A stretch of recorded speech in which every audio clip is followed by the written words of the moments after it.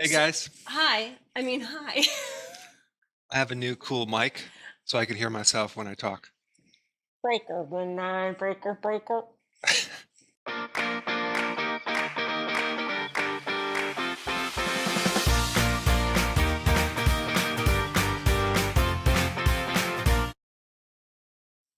What are we making today, Karen? Come in, Dr. Berg. Come in. Can you read?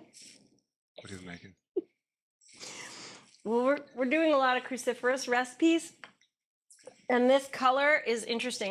Maybe this is going to go good for kids.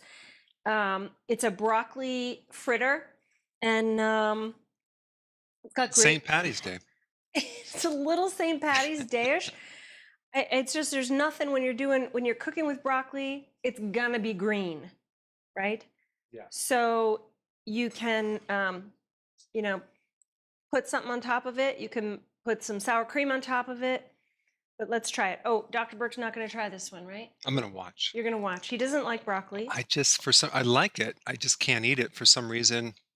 It's just one of those vegetables that kind of tears at my This is intestine. really good. Oh, good. I really like this. There's a little bit of curry in it. It's really subtle. Broccoli is really good for you. Cruciferous. Just don't look at me with this mic. No. That was a really good doctor thing to say. Broccoli's really good for you. No, it's anti-cancer on steroids. I'm going to eat more.